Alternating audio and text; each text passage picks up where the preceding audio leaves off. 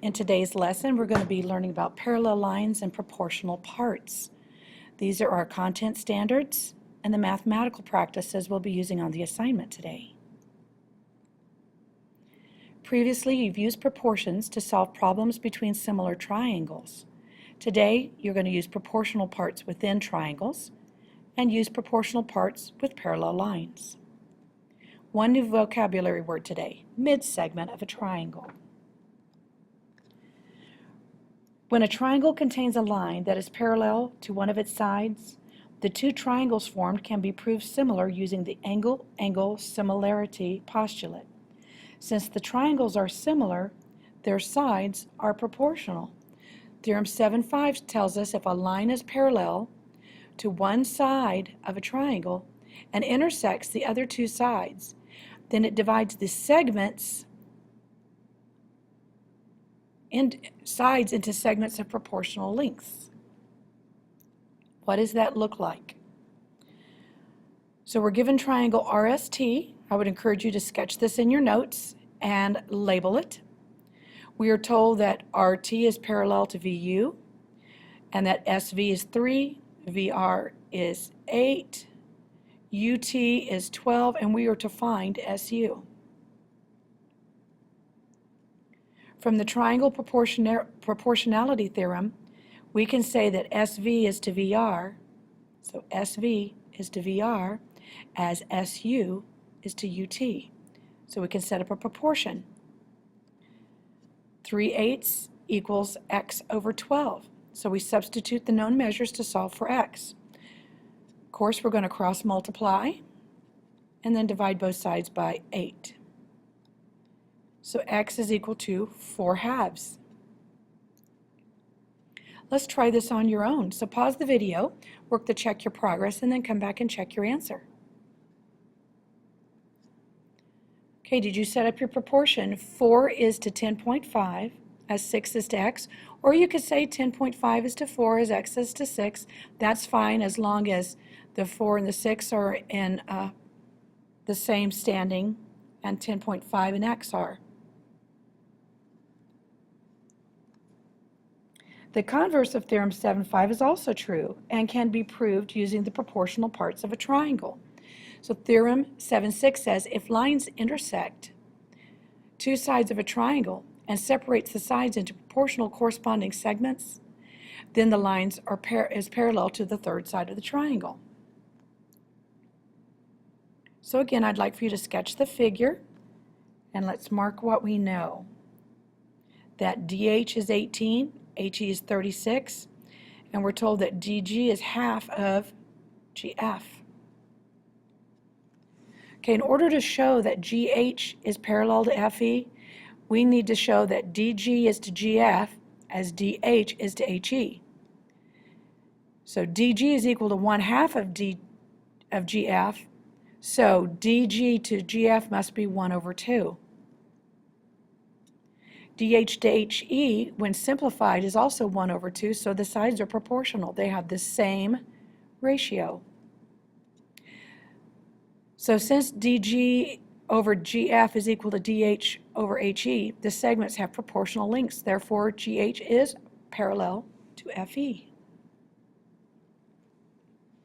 Time to check your progress. So I want you to pause the video and then come back and see that you have your answer correct. Okay, our proportion, I set mine up, XY is to YZ, and I end up with 15 over 25, which simplifies to 3/5. My other proportion, WA is to AZ, 18 over 32.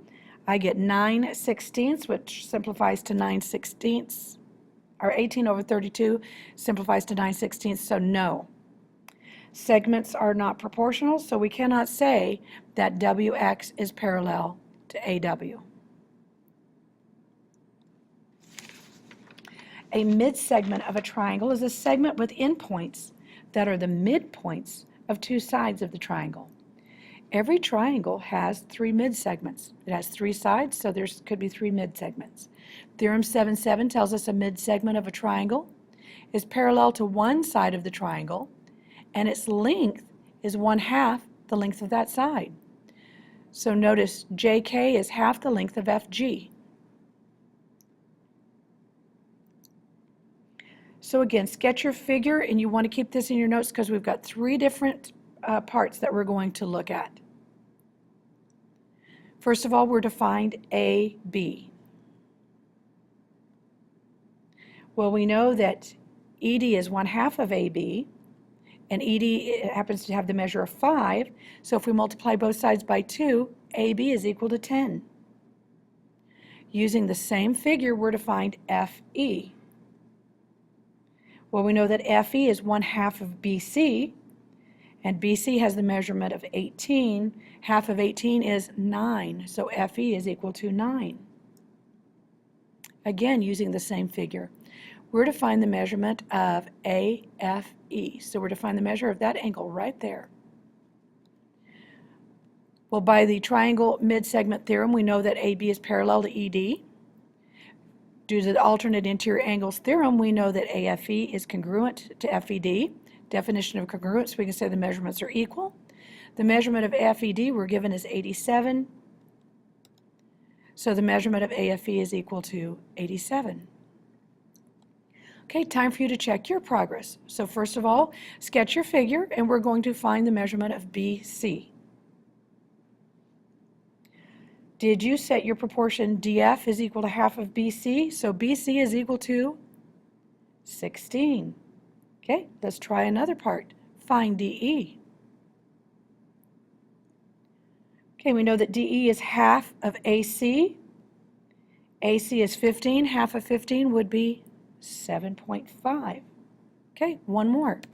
Pause the video and find the measure of AFD. Well, of course, AFD is an alternate interior angle to EDF, which is 122 degrees. So we know our answer to the measurement of AFD is 122 degrees. Another special case of the triangle proportionality theorem involves 3 or more parallel lines cut by 2 transversals. Notice that if transversals are extended, they form triangles with parallel lines. So corollary 7.1 tells us if 3 or more parallel lines, so here are our 3 parallel lines, A, B, and C, intersect 2 transversals, then they cut off the transversals proportionately. What does this look like in real life? So you want to sketch this figure so that you'll have it as we're going further. In this figure, we've got larch, maple, and nuthatch, and they're parallel. And the figure shows the distances in between the city blocks. We're to find X. Notice the streets form a triangle that is cut by parallel lines, so you can use the triangle proportionality theorem. 26 is to 13 as X is to 16, and solve for X. So X is 32. Okay, check your progress. Again, you want to sketch your figure so that you see you can have everything right there. Brain dump. Pause the video and come back and check your answer. Okay, did you set up your proportion? I did mine 24 is to 8 is 15 to X, or you could say 8 is to 24 is X is to 15. When you divide both sides, you're going to get X is equal to 5. So the answer is B. If the scale factor of the proportional segment is 1, they separate the transversals into congruent parts.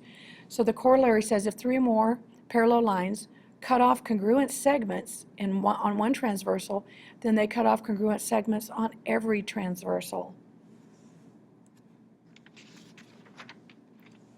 We're to find X and Y. Notice that we're given that these 2 parts are congruent. So in order to find X, we're going to set those 2 line segments equal to each other and solve for X. So X is 6. Because we're told these are congruent, we know that these 2 segment lengths are congruent since parallel lines that cut off congruent segments on one transversal cut off congruent segments on every transversal. So we can set those 2 segments up equal to each other and solve for Y.